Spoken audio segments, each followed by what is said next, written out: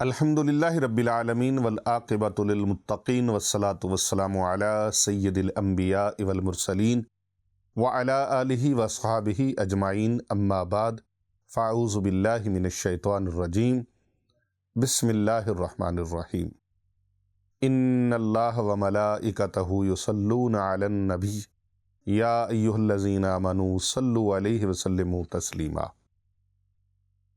الصلاۃ والسلام علیک یا سیدی یا رسول اللہ، الصلاۃ والسلام علیک یا سیدی یا حبیب اللہ، الصلاۃ والسلام علیک یا سیدی یا نبی اللہ وعلی آلک وصحابک یا سیدی یا رحمت للعالمین۔ محترم ناظرین کرام، آج ایک ایسا لفظ آپ کو بتانے لگے ہیں، ایک ایسا لفظ اللہ تبارک و تعالیٰ کے نام کا، یہ لفظ پڑھنے کی دیر ہے، آپ کا کام ہو جائے گا۔ ادھر یہ لفظ پڑھیں گے، ادھر آپ کا کام مکمل ہو جائے گا۔ بس آپ نے توجہ کے ساتھ اس ویڈیو کو مکمل طور پہ دیکھنا ہے، کوئی بھی حصہ آپ نے اس کا وہ مس نہیں کرنا۔ آپ نے پوری ویڈیو کو اول سے آخر تک دھیان کے ساتھ سننا ہے تاکہ کوئی لفظ اس کا رہ نہ جائے۔ محترم ناظرین کرام، حدیث مبارکہ میں آتا ہے کہ حضرت ابن عمر رضی اللہ تعالی عنہما سے مروی ہے، انصار قبیلے کے ایک آدمی تھے جسے لوگ بیع کرنے میں دھوکہ دیتے تھے، اس کی زبان میں لکنت بھی تھی۔ اس نے نبی اکرم صلی اللہ علیہ وآلہ وسلم کے دربار عالی شان میں حاضر خدمت ہو کر اپنے ساتھ ہونے والے دھوکوں کی شکایت عرض کی۔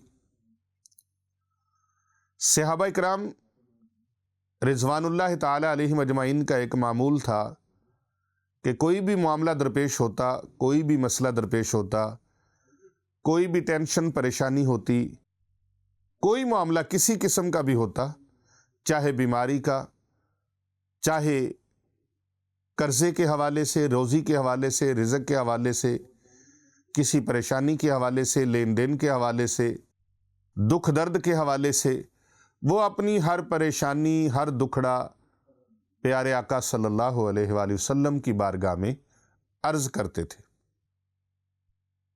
تو یہ انصار کے یہ جو انسان تھے، آدمی تھے، یہ وہاں پر حضور صلی اللہ علیہ وآلہ وسلم کی بارگاہ میں حاضر ہو کر اپنی شکایت عرض کرنے لگے۔ پیارے آقا صلی اللہ علیہ وآلہ وسلم نے ارشاد فرمایا کہ جب تم بیع کیا کرو تو تم یہ لفظ پڑھ لیا کرو۔ لفظ کیا ہے کہ اس بیع میں کوئی دھوکہ نہیں ہے۔ حضرت ابن عمر رضی اللہ تعالی عنہما فرماتے ہیں کہ واللہ واللہ، یوں محسوس ہوتا ہے جیسے اب بھی میں اس شخص کو بیع کرتے ہوئے دیکھ رہا ہوں۔ اللہ اکبر۔ وہ لفظ کیا تھا؟ وہ لفظ تھا اللہم لا خلابہ، اللہم لا خلابہ، اللہم لا خلابہ۔ حضرت ابن عمر رضی اللہ تعالی عنہما فرماتے ہیں مجھے ابھی بھی ایسے لگتا ہے کہ میں اس شخص کو یہ الفاظ دہراتے ہوئے دیکھ رہا ہوں، سن رہا ہوں، اور اس کی زبان اڑ رہی ہے، یعنی زبان میں لکنت تھی، اڑ جاتی تھی، تو وہ اس انداز سے، جس انداز سے پڑھتا تھا، آپ فرماتے ہیں مجھے آج بھی ویسا محسوس ہو رہا ہے۔ صحیح بخاری شریف کے اندر حدیث مبارکہ کی یہ بہت بڑی کتاب ہے۔ قرآن مجید فرقان حمید کے بعد اہل علم، اہل ایمان اس کو سب سے بڑی معتبر کتاب مانتے ہیں، اور پھر اس کے ساتھ مسلم شریف ہے۔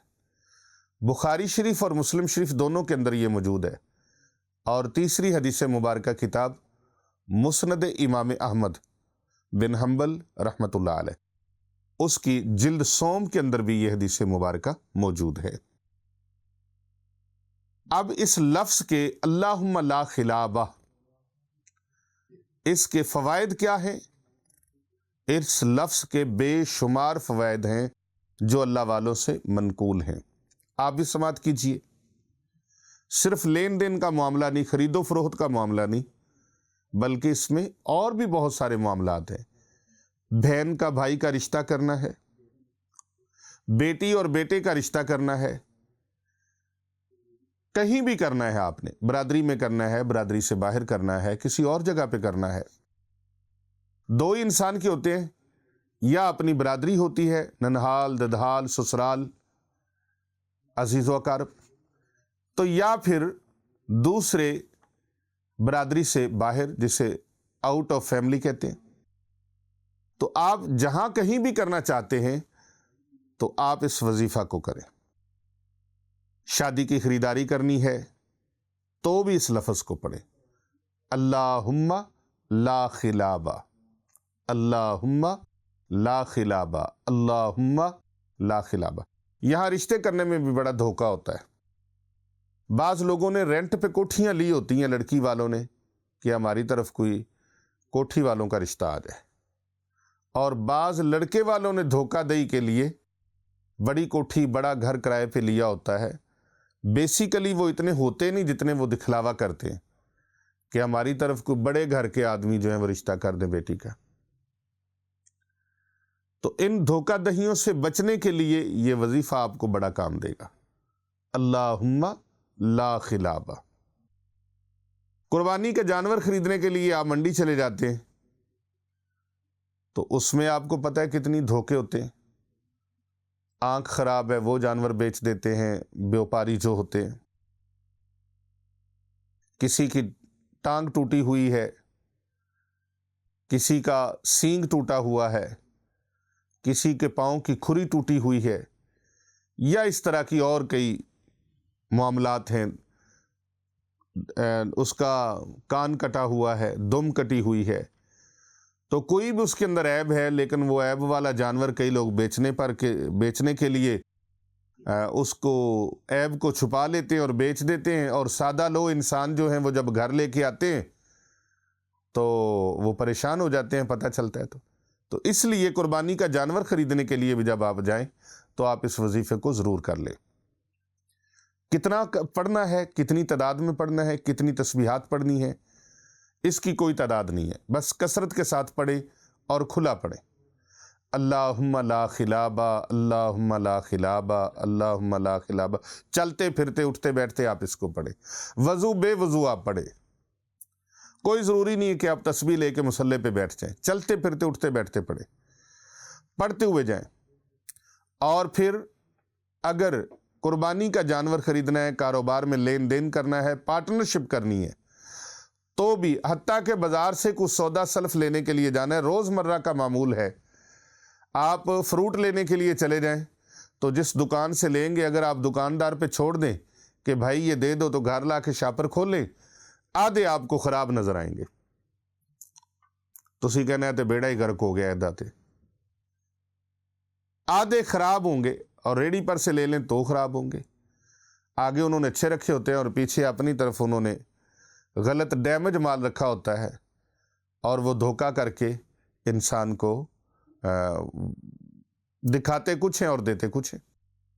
تو ان دھوکہ دہیوں سے بچنے کے لیے آپ کسی بھی وقت ایٹ اے ٹائم کوئی بھی چیز خریداری کرنے کے لیے جاتے ہیں، کپڑے خریدنے جاتے ہیں، شاپنگ کرنے جاتے ہیں، سبزی خریدنے جاتے ہیں، فروٹ خریدنے جاتے ہیں، سودا سلف لینے جاتے ہیں، دودھ دہی لینے جاتے ہیں، گھی لینے جاتے ہیں، دیسی گھی کے اندر اتنی ملاوٹ لوگ کرتے ہیں، میڈیسنز لینے جاتے ہیں، کوئی بھی چیز آپ خریدنا چاہتے ہیں تو آپ اپنے گھر سے جب چلیں تو راستے میں پڑھتے جائیں، اللہم لا خلابہ، اللہم لا خلابہ، اللہم لا خلابہ، اللہم لا خلابہ، یہ پڑھتے جائیں۔ پھر اس کراماتی لفظ کا کمال اپنی آنکھوں سے خود دیکھیں۔